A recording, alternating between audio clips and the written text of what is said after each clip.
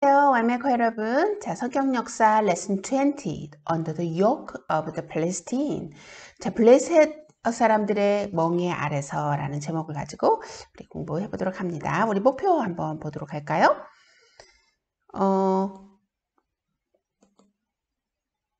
자, 여호수아가 죽고 사사들에 의해서 통치되었던 시기 이스라엘 국제 관계에 대해서 어떻게 했을지 한번 알아보자라고 합니다.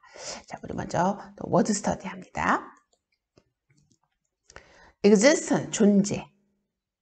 threat, 위협하다. conquest, 정복 뜻입니다. peril, 위험.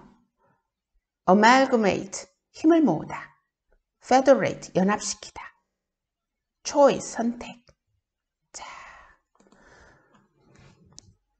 about 1050년경이죠. Israel's very existence was threatened. 이스라엘의 존재마저도 위협받고 있었습니다. So it served to be on the point of losing all the fruits of its conquest. 자, 그들이 정복해서 누렸던 열매들이 이제 잃어가고 있는 시점이 된 거죠. 자, fronts, It was on the verge of falling under the yoke of Palestine. 이제 이 팔레스타인의 이 멍에 아래 떨어지게 된 곳입니다. 가장자리, 아주 막 끝무리에 들어가게 된 거죠. 아주 막 극치에 오른 거죠. And facing the existence of hopeless slavery. 결국은 이 노예가 되기까지 이 그런 앞에 직면하게 됩니다.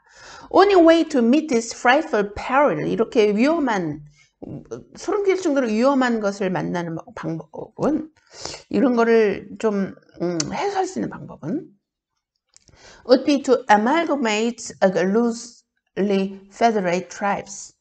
자, 완전히 풀어져 있는 이들을 이렇게 같이 연합시키는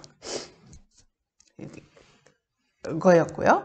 And form a solid united front. 그리고 단단하게 서로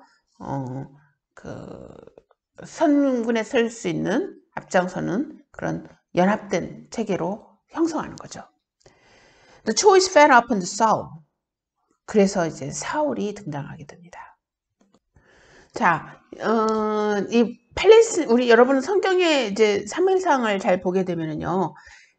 이제 백성들이 그러잖아요. 우리도 저들처럼 한 왕을 중심으로 해서 싸우게 해달라. 그런 장면이 나오잖아요. 이제 그때 당시에 사사시대 때는 각자의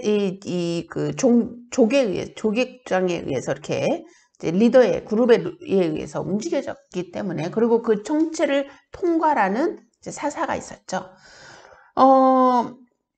그래서 이제 왕을 요구하게 된 것입니다. 그래서 사울을 요구하게 됐죠. 그런 배경하에서 하게 됩니다. 사실은 이스라엘 백성이 그렇게 힘이 없었던, 우리 역사에 사사에 의해서 이제 백성들을 지도하게 될 때도 사실은 사사에 의해서 그들이 하나님 말씀을 순종하게 되면 뭐 문제가 없었거든요. 그런데 이제 핑계를 그들의 자신의 어떤 문제점으로 돌리지 않고 이 지도자의 문제점으로 이제 보게 된 것이죠.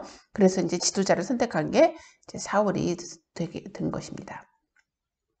자, the choice fell upon the Saul. It was a wise choice. 물론 현명한 선택이었지만, but a false Saul belonged to the weakest tribe. 가장 약한 종족에 속해 있었죠. The remaining tribes. 그래서 남아있는 그 족들이 would therefore have no cause to be jealous.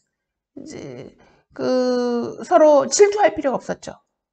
거기 연합시키는 데 있어서 가장 큰 문제점이 뭡니까? 내가 가장 유다 족속이 크니까 유다 족속에서 리더가 나와야 돼, 왕이 나와야 돼. 그러면 다른 종족이 힘들잖아요. 그런데 가장 작은 종족, 그죠? 작은 종족인 데서 사울이 나오게 됩니다. 그러니까 다른 경쟁하는 큰 종족들 간에 말이 없었던 거죠. 결국은 그래서 왕권이 시작이 되게 되는 것입니다.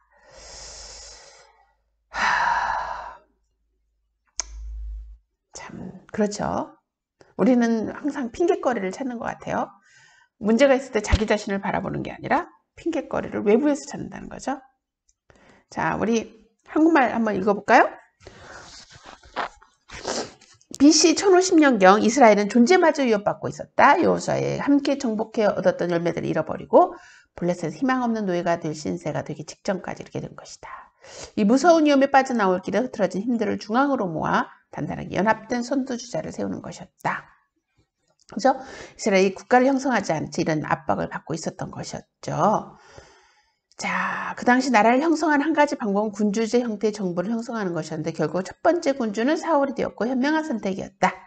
왜냐하면 사울은 다른 족장에 비해 가장 약한 족장에 속했기 때문에 다른 족장의 시기와 질투 원인이 되지 않았기 때문에 서로 하나로 뭉칠 수 있었게 되었던 거죠.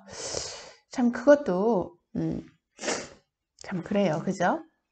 결국은 어디 족장이 왕이 됩니까? 다윗을 선택하게 되죠. 그러나 이스라엘 백성이 하나가 되기 위해서는 사울을 왕을 선택하게 됩니다. 하나님은 사울에게 충분한 기회를 주죠. 충분한 기회를 줍니다. 그런데 그 기회를 활용하지 못한 사울의 모습을 우리 성경에서 볼 수가 있는데요. 자, 사울. 저는 이 사울과 다윗을 참 이렇게 연구하는 거를 참 좋아하는데요. 하나님과 함께 앉아 함께하지 않은 자, 또 하여튼 다윗과 사울을 정말 비교할 점이 너무 많이 있는 것 같아요. 그런 면에서 자, 그렇게 해서 왕권이 시작이 되게 됩니다. 왕정 체제가 시작이 되는 거죠. 왕정 체제의 시작의 동기를 여러분이 지금 보고 있습니다.